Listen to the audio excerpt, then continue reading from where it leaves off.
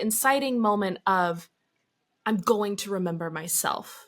When did that hit you, and what was that like?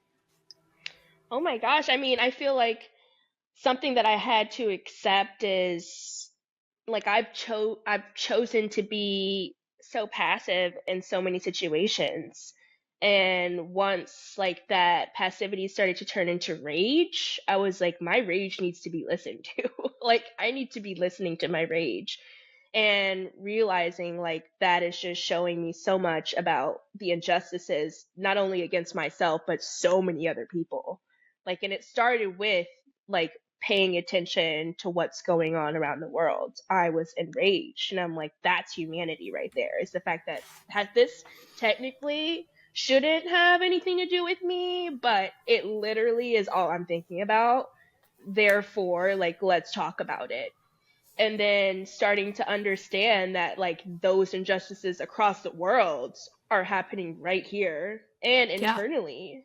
So like realizing that like I needed to address like, okay, I'm not going to forget these people that are suffering. Like why? And I can't do that if I'm forgetting myself. Like, so just, and then like, yeah, realizing so many situations where I feel like I did forget myself and, like, but also trying not to internalize being a victim. And just so much of that, like back and forth, low key, like gaslighting myself. I'm like, no, no, no, like, my feelings are valid. And like, let's focus on that first and like feeling that and like letting my feelings show me what needs to be addressed, period. Um, and yeah, I feel like it's still manifesting in a lot of anger, but I'm trying to use that to my advantage and like making sure it doesn't get out of control, but like if it does, like in the right context of like Yeah. people are dying. Let's be really mad about it. Let's do something, guys, you know, like Yeah. we really can use that to our advantage. It's not all bad. And also just realizing like as a black person too and being around so many white people growing up, like how many times I betrayed myself because I was scared that I was going to be depicted as an angry black woman. And it's just so easy to fall into that pattern. And then you start working in a corporate world and you realize how easy it is to be painted as an angry black woman. But I don't care anymore.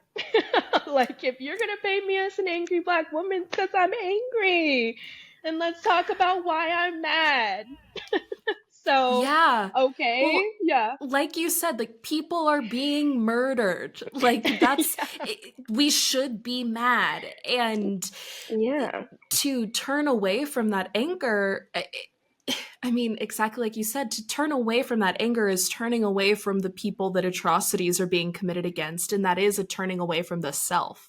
Yeah. In like, you have to turn away from your own humanity to turn away from that, from those people's humanity, to be able to numb yourself to the violence that is happening is to numb yourself, right? Right. And Exactly.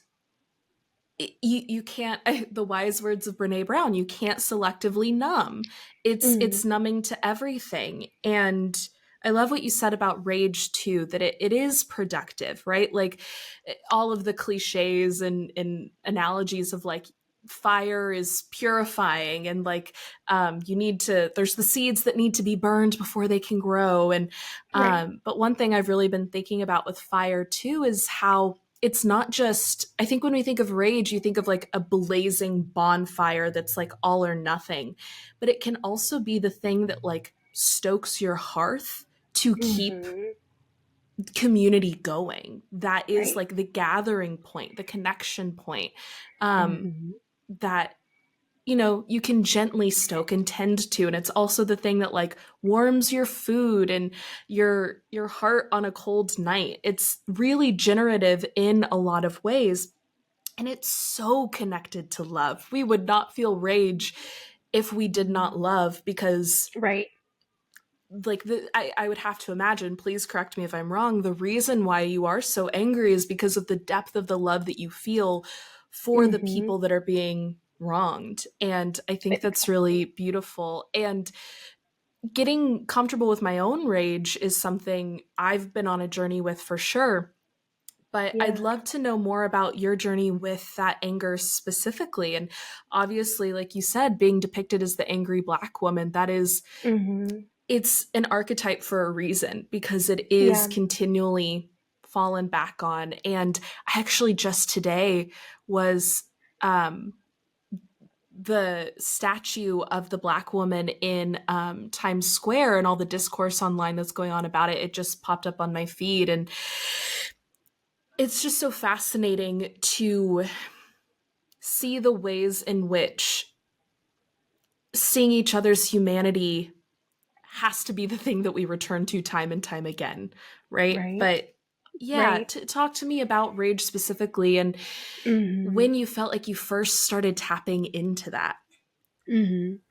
Um, I guess it started with me feeling, oh my gosh, I guess it started with my therapist. Shout out to my therapist. Shout out I to all of our mean, therapists. right, shout out to all of our therapists for real, especially in a time like this where, like, it's really hard to therapize a lot of our issues, period. And, like, we are coming to therapy to talk about that. And our therapists, and I hope, at least my therapist has, like, an abolitionist frame of mind, and is very aware of how much rage we should be having about what's going on. And it started with, like, me sharing issues and how passionate and angry I was about them with certain people who weren't as angry about them. And I kind of was like, wait, why aren't you as angry? Should I be this angry? And just kind of like second guessing, like, why I'm so mad. And then like being told that like I shouldn't be as mad as I am because I should be focusing on my immediate reality and what I can control right in front of me. And I started to realize how, what a cop out that is. Like, Yeah. yeah, because like you're basically telling me to put my empathy and humanity aside and just focus on what's going on in front of me. But what's going on in front of me is also what's going on over there. So it's like once you like deeply start to realize that the root of a lot of our issues are because of the system as it is, and like how much relief and happiness and joy we might feel if those problems were addressed, then you start to be mad. I'm like, oh my gosh, like why am I the only one that's realizing how easy these things can be fixed if you guys just used your humanity, used your rage for good, instead of being very passive about what's going on right now. Passivity is not going to get us anywhere. Passivity is the reason we are here right now. Yeah. And I'm also like seeing perspectives about like just this whole concept of rage being projected onto people of color. But this rage started with colonialism. This rage started with white Europeans coming over to our, like, wherever, whatever. It Yeah. started with white Europeans Basically being everywhere. very mad. Like, right? I'm like everywhere. Just being Yeah. really mad and doing like really bad things about things and being very violent. And then, like, obviously slavery and whipping people. It's like these ideologies, these rage, all the things that were the example that you guys said. You're getting mad that we're using it now, and then you're just putting it onto Black people when it's like you who started it. And it's you who gets very enraged when people point fingers at you for being wrong. And it's kind of crazy to like kind of just realize how valid my rage is, Yeah. and how for so long how that's just been painted in a different narrative. um and then just like realizing once again how many times I forgot myself, and that just made me more and more mad. And I would say this started about like kind of last year, once I like kind of graduated college and realized what it means to be an adult in America. Yeah. Yeah. And especially an adult who is not going to follow a traditional corporate path. Like I want to be a Right. therapist, and I want to do it ethically. So I'm not. There's a lot of things that are unethical about work. Um, and I'm just, yeah, I'm not going to just do something for money that doesn't align with me. But so it kind of just started with me realizing, like, if I'm not going to forgive myself in every area, then like that's just going to look kind of, it's going to look a little hard for a while until I get there.